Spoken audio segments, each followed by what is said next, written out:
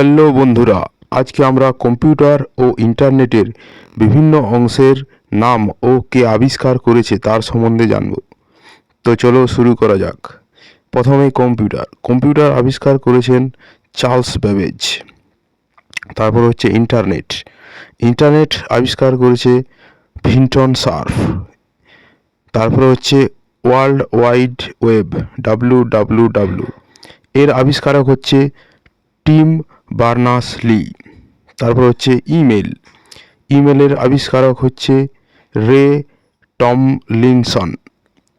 তারপরে হচ্ছে AI অর্থাৎ আর্টিফিশিয়াল ইন্টেলিজেন্স, এর আবিষ্কারক হচ্ছে জন ম্যাকার্থি।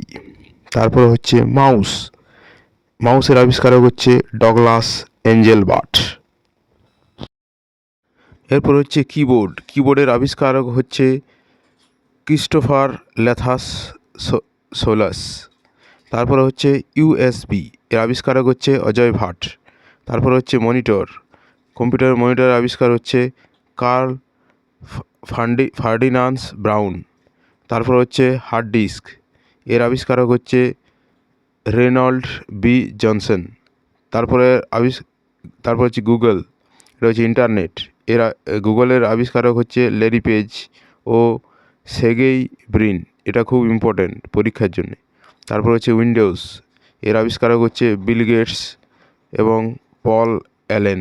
ঠিক আছে, এই দুটো পরীক্ষার জন্য খুবই ইম্পর্টেন্ট। বন্ধুরা, ভিডিওটি ভালো লাগলে চ্যানেলটিকে লাইক এবং সাবস্ক্রাইব অবশ্যই করবেন।